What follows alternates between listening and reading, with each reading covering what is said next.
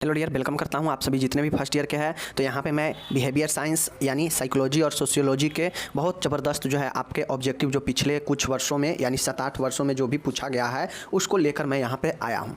मैं आपको सीधा बता देता हूँ कि देखिए, बिहेवियर साइंस में ऑब्जेक्टिव जो है अन्य राज्य की तुलना में मध्य प्रदेश में कम पूछा जाता है। ठीक है, कभी पूछता है कभी नहीं पूछता है। ज़्यादातर जो है सब्जेक्टिव क्वेश्चन होते हैं लॉन्ग शॉर्ट वाले। ठीक है, तो बिहेवियर साइंस में अन्य राज्य की तुलना में एमपी में कभी पूछता है कभी नहीं पूछता है, लेकिन 5-10 नंबर के जो भी पूछता है उसको बनाना इम्पोर्टेंट है, सही करना। तो चलिए हम देख लेते हैं। और मैं एक चीज़ बता देता हूं कि बिहेवियर साइंस के ऑब्जेक्टिव अगर देखना है तो पिछले साल का क्वेश्चन देख लीजिए, उसका सॉल्यूशन, उसके बाद एमपी में जो हुआ था उसका सॉल्यूशन देख लीजिए, उसके बाद अभी बिहार में जो एग्ज़ाम हुआ था इसका सॉल्यूशन देख लीजिए, और यूपी में जो हुआ था इसका सॉल्यूशन देख लीजिए। ठीक है, तो इन सारे स्टेट का जहां एग्ज़ाम हो चुका है इस बार और मैं क्वेश्चन डाला हूं वो सबका जो है सॉल्यूशन कर लीजिए, ऑब्जेक्टिव का आपका जो है अच्छा रहेगा। ठीक है, चलिए शुरू करते हैं।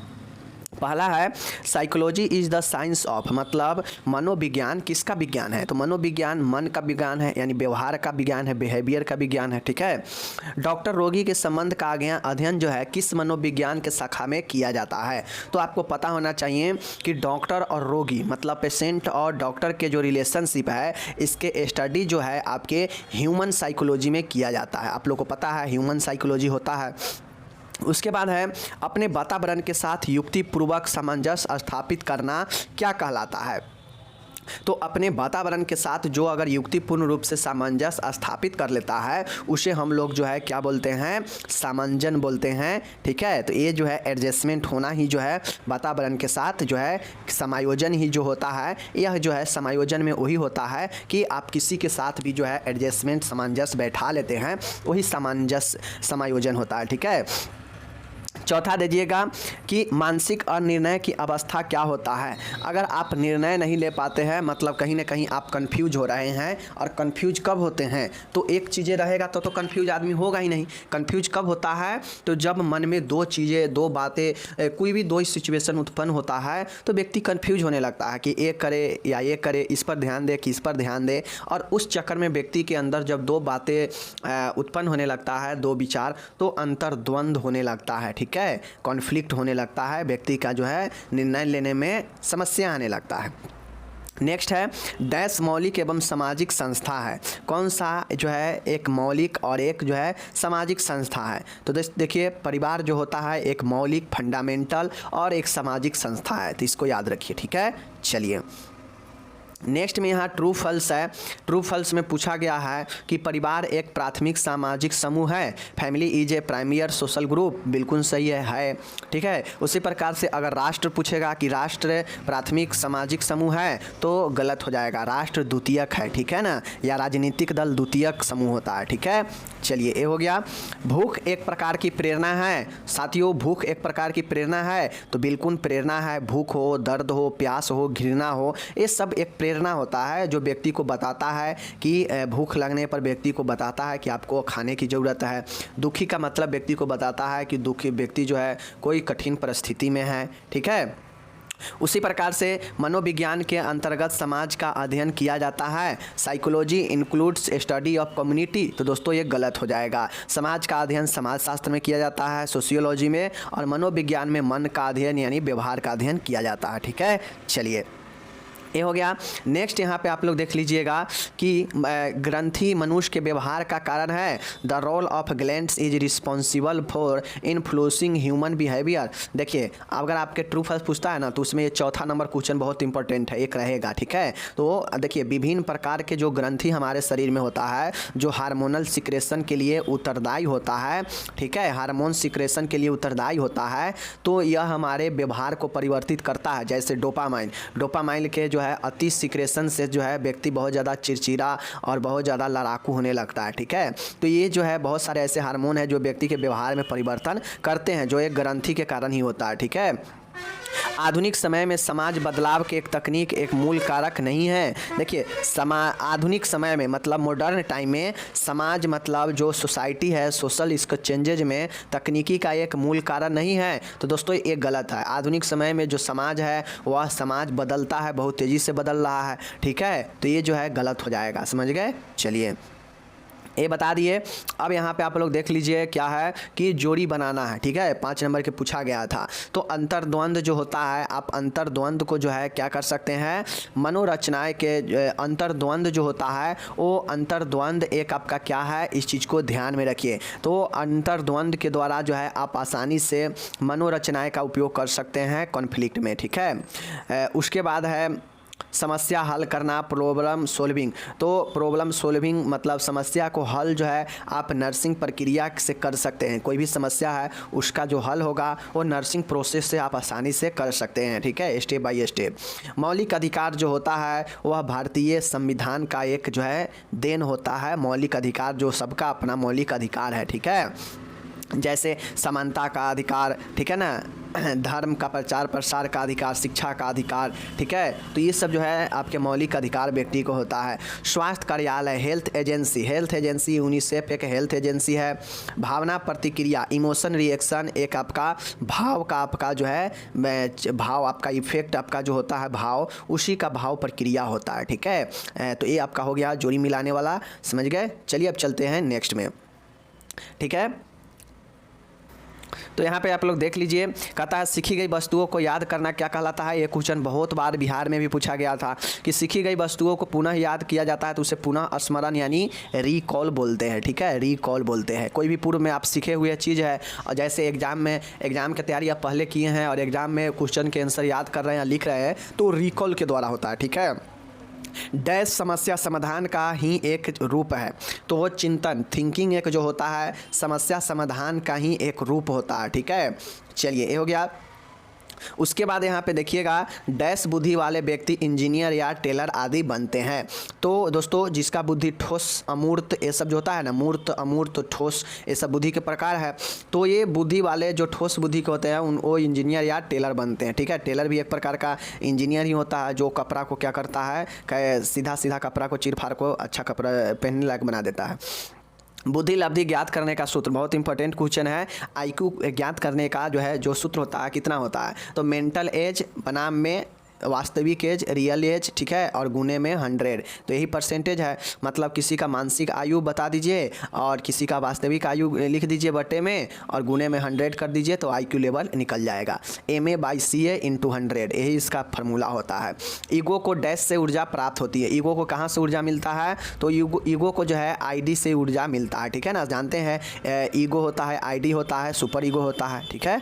चलिए अब यहाँ पे एक और शानदार क्वेश्चन है हम सभी के बीच में। डैश ने मनोविश्लेषणात्मक सिद्धांत को प्रस्तावित किया, यानी मेंटल एनालिसिस या साइको एनालिसिस का सिद्धांत थ्योरी किसने दिया, सिगमंड फ्रायड ने। याद रखिएगा किसी विषय वस्तु को स्मरण करना ही स्मृति कहलाता है। मतलब किसी भी चीज़ को आप याद करते हैं, मतलब आप जो है मेमोरी में स्टोर करना चाहते हैं तो वही जो है स्मृति होता है।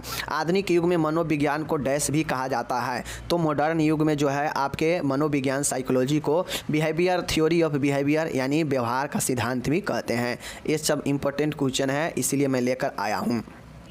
ईद ID डैश के सिद्धांत पर कार्य करता है। ID जो होता है वास्तविकता के सिद्धांत पर कार्य करता है, ध्यान रखिएगा, ठीक है। इदम को डैश सिद्धांत भी कहते हैं। देखिए यहाँ पे है ID किस सिद्धांत पर काम करता है, जबकि इदम को डैश भी कहते हैं। तो ये सिद्धांत पर काम करेगा तो वास्तविक के सिद्धांत, और इदम को कौन सा सिद्धांत भी कहते हैं, तो खुशी के सिद्धांत भी कहते हैं, ठीक है, याद रखिएगा।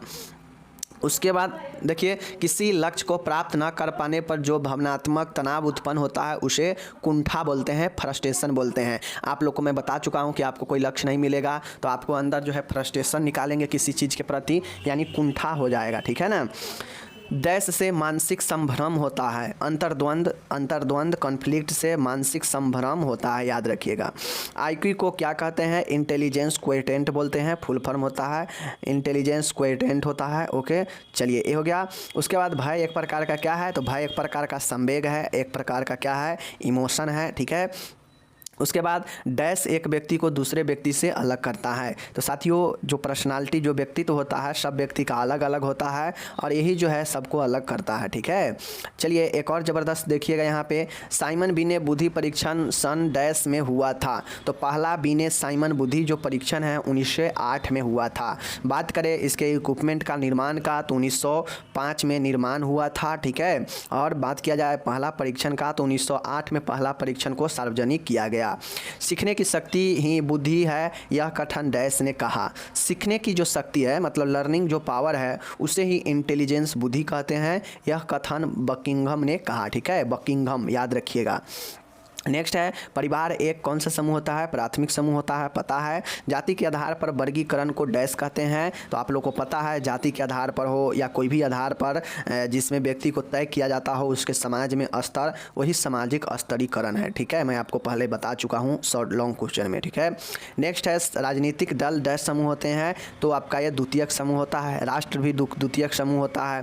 ठीक है, चलिए नेक्स्ट देखिए, परिवार का सबसे छोटा रूप एकल परिवार यानी प्राथमिक एकल परिवार होता है। राष्ट्र एक द्वितीयक समूह है, पता है। समाज के जनक कौन है, समाज शास्त्र के जनक कौन है, तो पता होना चाहिए समाज शास्त्र के जनक आगस्ट कामटे है। एक स्त्री द्वारा विवाह के समय लाई गई संपत्ति को दहेज कहते हैं, ये भी क्वेश्चन बहुत पूछा जाता है।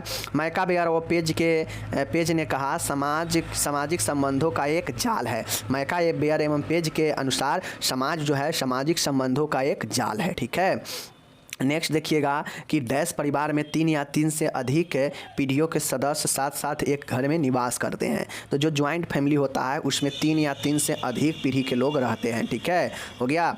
चलिए नेक्स्ट यहाँ पे आप लोग देखिएगा मौलिक व सार्वभौमिक संस्था कौन है, फंडामेंटल और यूनिवर्सल संस्था कौन है, परिवार है। और ये फुल फॉर्म में ऊपर पूछा फिलअप में पूछा भी गया था, समझ गए। चलिए एक और बहुत ज़बरदस्त क्वेश्चन सामने है, देश से उत्पादित कुल आय डैश कहा जाता है। तो देश में उत्पादित जो भी कुल आय होता है उसे राष्ट्रीय आय कहते हैं। ठीक है, यूनिसेफ का पूर्ण रूप क्या होता है, यूनाइटेड नेशन चिल्ड्रंस फंड। ठीक है, यूनिसेफ का फुल फॉर्म जो है देखिए यूनिसेफ का फुल फॉर्म होता है united nation international children emergency fund होता है। ठीक है, यहाँ पे कुछ ज़्यादा ही ये शॉर्ट लिख दिया है ये वाला। ठीक है ना, इसका राइट होता है क्या होता है, united nation international children's emergency fund, समझ गए।